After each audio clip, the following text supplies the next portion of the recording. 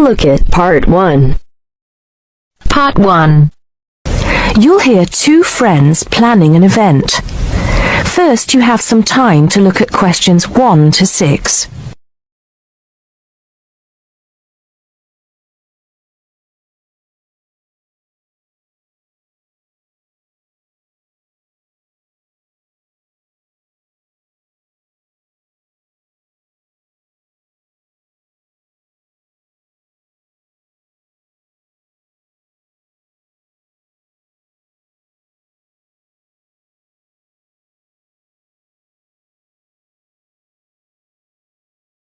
Now we shall begin. You should answer the questions as you listen because you will not hear the recording a second time. Listen carefully and answer questions 1 to 6. Hello, Joan. I'm glad you could come. Hello, Peter. What's up? Is something the matter? No, everything's fine. It sounded urgent on the phone. Did it? It's just that I've had this idea, and I wanted to see how soon we could get it off the ground.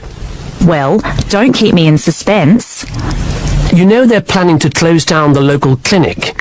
It was in the newspaper yesterday, but most people have actually known for some time. Well, I thought we should do something about it. What did you have in mind? I thought we could organise a charity event and donate the money to the clinic. I know it doesn't sound like much, but it will show the local council how we feel and that we mean business. That'll take quite a lot of organising. Why don't we just hold a protest outside the town hall? A protest would take just as much organisation as an event like this.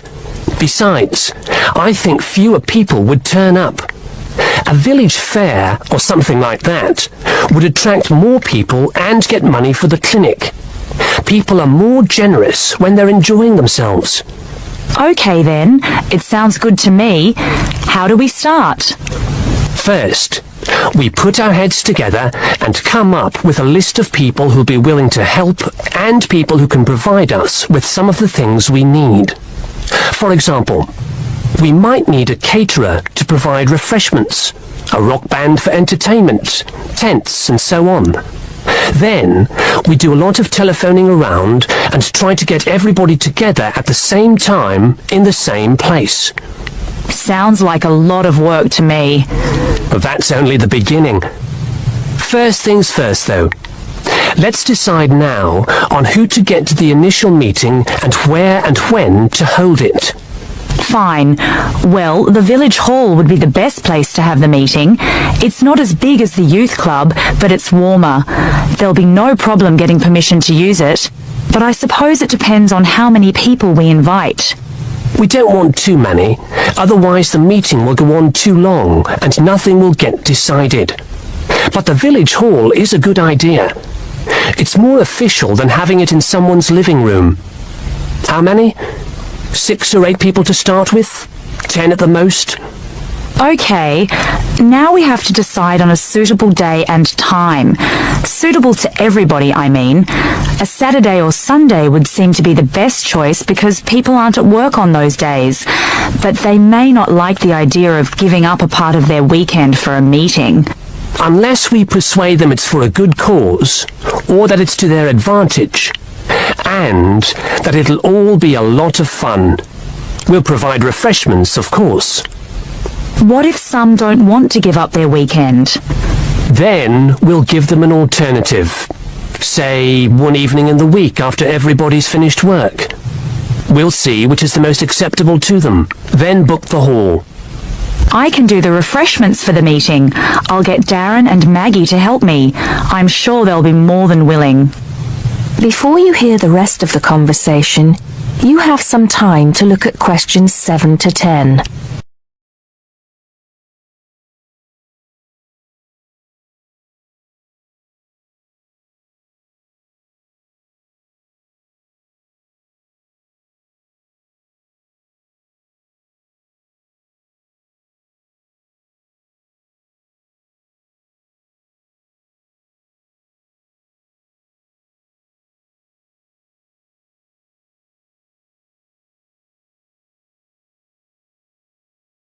Now listen and answer questions 7 to 10.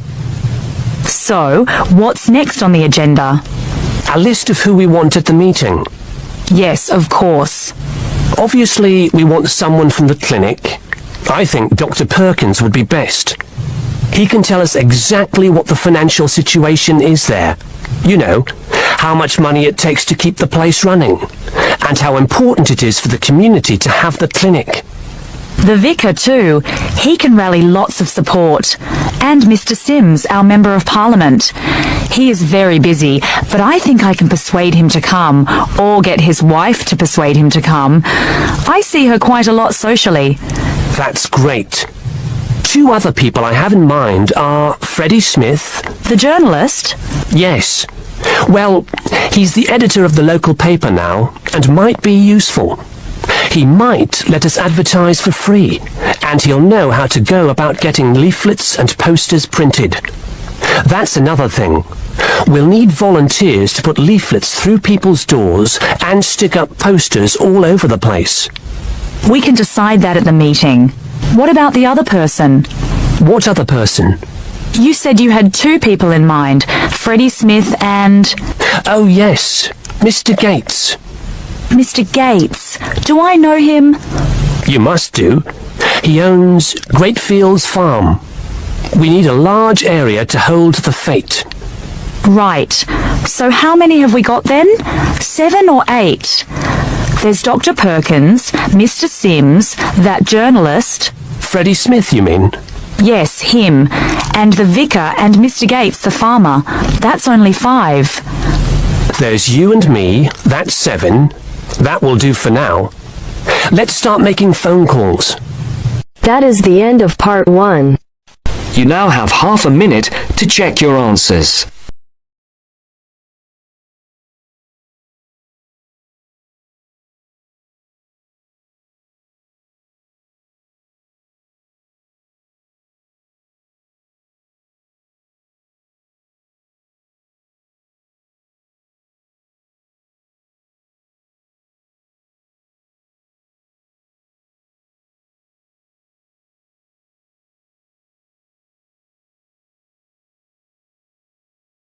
Now turns to Part 2. Part 2. You hear a club leader giving information to a group of young people who are planning to do a 2-week holiday course at the Tamerton Centre. First, you have some time to look at questions 11 to 15.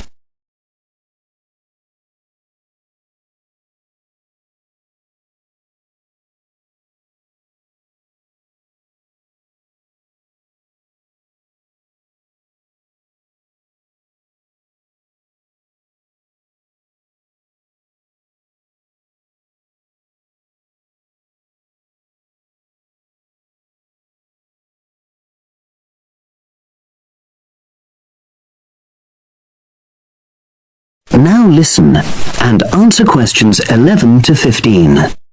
Hello, everyone. I've been asked to talk to you this afternoon about next month's trip to Tamerton Study Center for the 2-week course. Now, some of the things I'm going to say you may have already heard or read about, but I think it's important to emphasize a few key points. First of all, it's worth reminding you why Tamerton was set up in the first place, in the late 1960s. That was really before all the concern with preserving the environment, which everyone talks about these days. The idea was simply to get people out of the cities and into the country, and to find out that just being outdoors can be very rewarding. This is not going to be a holiday in the usual sense. It's called an adventure course because you'll really be stretched to your limits, but that in itself can be a positive thing.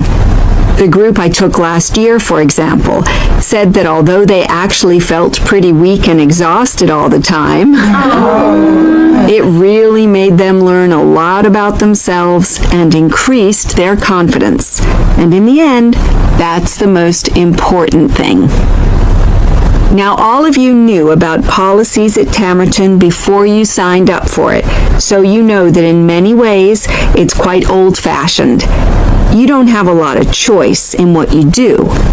But something which I think makes the place so special is that you get to try so many different things every day. For instance, one day you'll do climbing, and the next you'll be surveying rock pools. It's not intended that you become an expert in any of them. It's more like a taster, which you can follow up if you want. And there isn't a lot of free time. Organized activities and talks, etc., go on until 9 p.m., and lights go out at 11 p.m. There are table tennis tables with all the equipment and board games, though I have to say the pieces often go missing, so it's a good idea to take your own. There's a DVD player with a good selection of films suitable for this age group, so don't take yours. Bedtime at 11 p.m. is strictly enforced, and there's a good reason for this. You are all under 18, and we organizers need to know that all group members are accounted for in the house as we close for the night. And of course, you'll be so exhausted anyway that you'll be too sleepy to want to cause any trouble. Now you have some time to look at questions 16 to 20.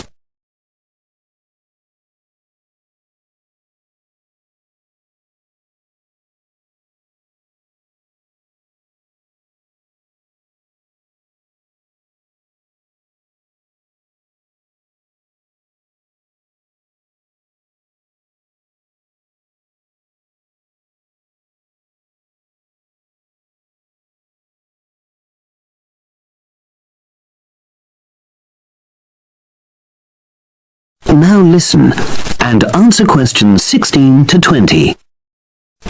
Now, what should you pack? The information sheet tells you a lot about what clothing to bring. But what about other things? Well, Tamerton House has its own small shop, but anything is several miles away, so you won't have many opportunities for buying supplies. So in this last part of my talk, I'm going to explain what objects you should take with you to the center, what you can take if you want, and also, very importantly, what you cannot take. Several of you came up to me before this talk and asked whether you can take things like kettles or hair dryers. The answer is there are plenty of these electrical appliances available in the center, and they are of the proper voltage and are checked regularly. Yours may not be, so the rules at Tamerton say you can't bring them into the center because it's considered a fire risk. Remember, it's a very old house. Now, another question was about cell phones. Although you definitely can't have them on during inside talks, you equally definitely need them when you're out on exercises. So they're a must, I'm afraid. Anybody who wishes to talk to me about borrowing a phone for the fortnight, please see me after this talk. Now, the weather's heating up at the moment, and you'll be outdoors a great deal. If you wear proper clothing, especially a hat, sun cream is optional. Also, they sell high-factor cream in the shop, so you don't have to take any of your own unless there's a special kind you use. Now, there's a special note about things like deodorants, which come in aerosol cans. I need to tell you that these are banned in the center, because apparently they have the habit of setting off the fire alarms. If you want to take an aerosol can, you'll actually be at risk of being told to leave. And finally, people have been asking about whether they need to take towels. Well, the center does provide 1 towel per guest, which you're required to wash yourself. If you're happy with that, then don't bring another. If not, take one of your own. Just remember how much outdoor exercise you'll be doing and how dirty and wet you'll be getting. That is the end of section 2. You now have half a minute to check your answers.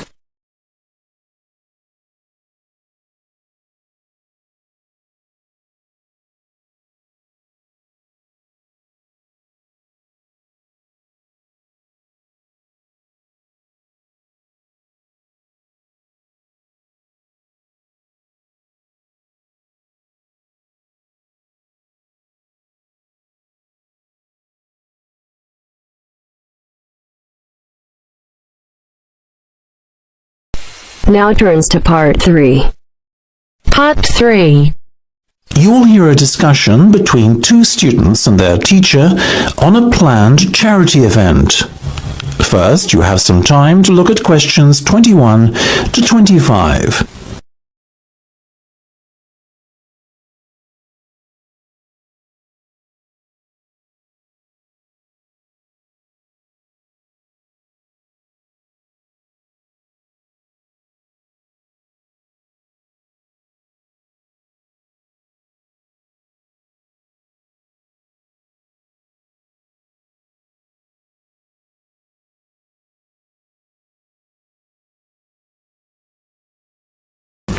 Now listen carefully and answer questions 21 to 25.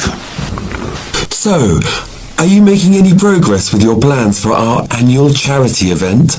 I guess first things first, have you decided what charity it will be in aid of this year? We're thinking about Help the Children Africa, sir.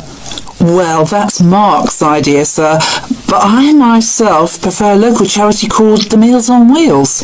I'd have to agree with Laura on this one, Mark. After all, we're supposed to be giving back to the local community, and although helping African children is a very worthy cause, it's a little outside our remit. That settles it, I guess. Moving on from the beneficiary question, have you made a decision on what type of event it will be? Yes, we plan on doing something a little different this year. We're calling the event Balloonathon. Basically, we're going to offer balloons for sale to all the students. Balloons? I don't see where you're going with this. Why would they want to buy a balloon? Well, here's the thing. We don't actually give them the balloon. Instead, we'll write their name on it along with the special phone number, and then we'll release all the balloons into the air. When they fall to the ground, if a person finds one and rings the special number, then both he and the student who've bought the balloon will win a gift voucher. That sounds like an excellent idea, guys. Well thought out. This Balloonathon has a real novelty value attached to it, don't you think? Exactly what we said, sir. The only drawback is that the gas you put into the balloons is rather expensive. How much? About £20 per canister, and we'll need about 10. And how many balloons are you planning to blow up? Well, there are over 1,000 students in the school, so if even 1/3 of the students buy one, we'd need about 350 balloons. We've decided to order 500 so we don't run out. The good thing is we can return the canisters of gas if we don't use them, and the balloons aren't expensive, so there's no real risk of us spending a lot of money without getting a good return. You two have really thought this one out. I'm impressed. Before you hear the rest of the discussion, you have some time to look at questions 26 to 30.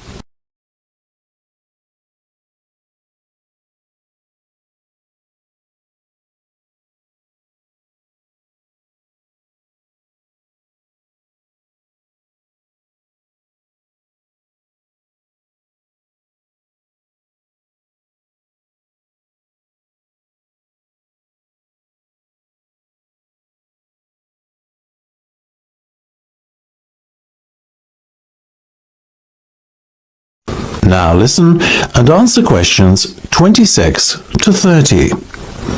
Thank you, sir.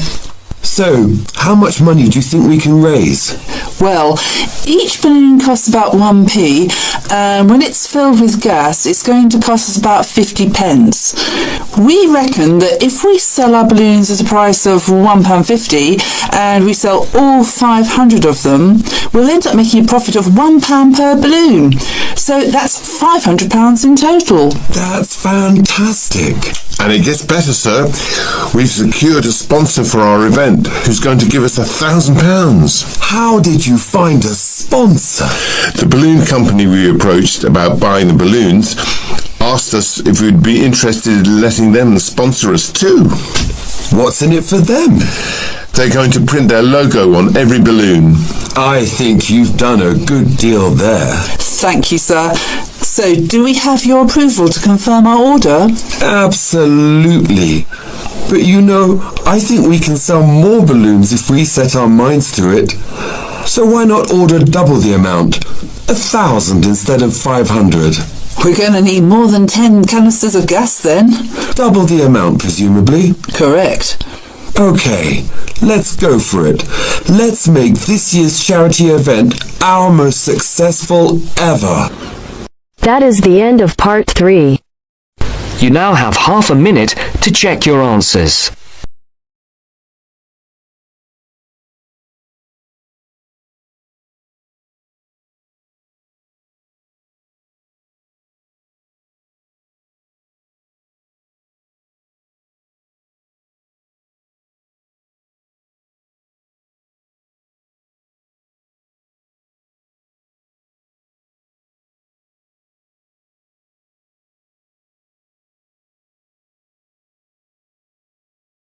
Now turns to part 4.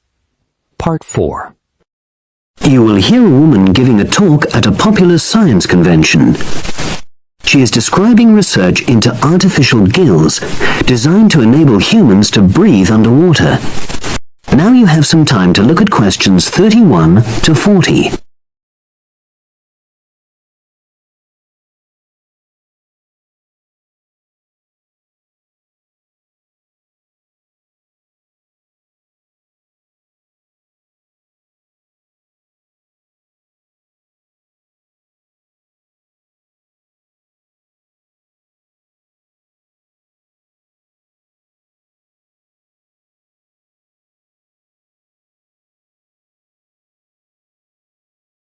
Now listen and answer questions 31 to 40.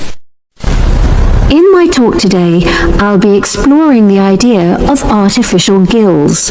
I'll start by introducing the concept, giving some background and so forth, and then I'll go on to explain the technological applications, including a short, very simple experiment I conducted. Starting with the background. As everyone knows, all living creatures need oxygen to live.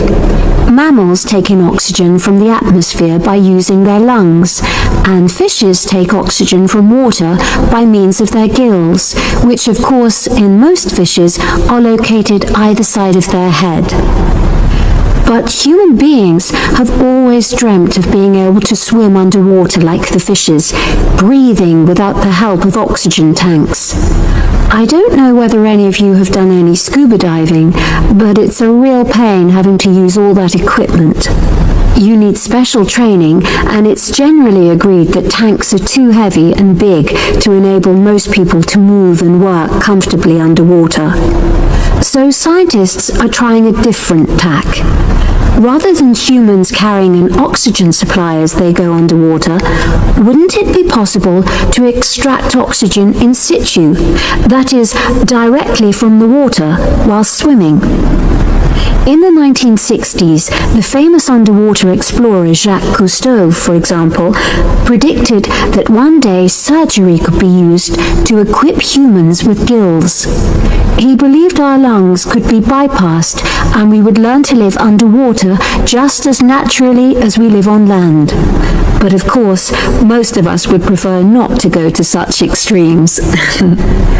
I've been looking at some fairly simple technologies developed to extract oxygen from water, ways to produce a simple, practical artificial gill, enabling humans to live and breathe in water without harm.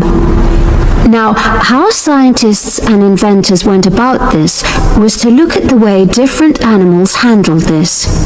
Fairly obviously, they looked at the way fishes breathe, but also how they move down and float up to the surface using inflatable sacs called swim bladders. Scientists also looked at animals without gills, which use bubbles of air underwater, notably beetles. These insects contrive to stay underwater for long periods by breathing from this bubble, which they hold under their wing cases. By looking at these animal adaptations, inventors began to come up with their own artificial gills. Now, making a crude gill is actually rather easy, more straightforward. You take a watertight box, which is made of a material which is permeable to gas, that is, it allows it to pass through inwards and outwards. You then fill this with air, fix it to the diver's face, and go down underwater. But a crucial factor is that the diver has to keep the water moving, so that water high in oxygen is always in contact with the gill, so he can't really stay still. And to maximize this contact, it's necessary for your gill to have a big surface area. Different gill designers have addressed this problem in different ways, but many choose to use a network or lattice arrangement of tiny tubes as part of their artificial gills. Then the diver is able to breathe in and out. Oxygen from the water passes through the outer walls of the gill, and carbon dioxide is expelled. In a nutshell, that's how the artificial gill works. So, having read about these simple gill mechanisms, I decided to create my own. I followed the procedure I've just described, and it worked pretty well when I tried it out in the swimming pool. I lasted underwater for nearly 40 minutes. However, I've read about other people breathing through their gill for several hours. So the basic idea works well, but the real limitation is that these simple gills don't work as the diver descends to any great depth because the pressure builds and a whole different set of problems are caused by that. Research is being done into how these problems might be overcome, but that's another story, which has to be a subject of another talk. Despite this serious limitation, many people have high hopes for the artificial gill, and they think it might have applications beyond simply enabling an individual to stay underwater for a length of time. For example, the same technology might be used to provide oxygen for submarines, enabling them to stay submerged for months on end without resorting to potentially dangerous technologies such as nuclear power. Another idea is to use oxygen derived from the water as energy for fuel cells. These could power machinery underwater, such as robotic devices. So, in my view, this is an area of technology with great potential. Now, if anyone has any questions, I'd be happy to answer. Yes, lady at the back. That is the end of section 4. You now have half a minute to check your answers.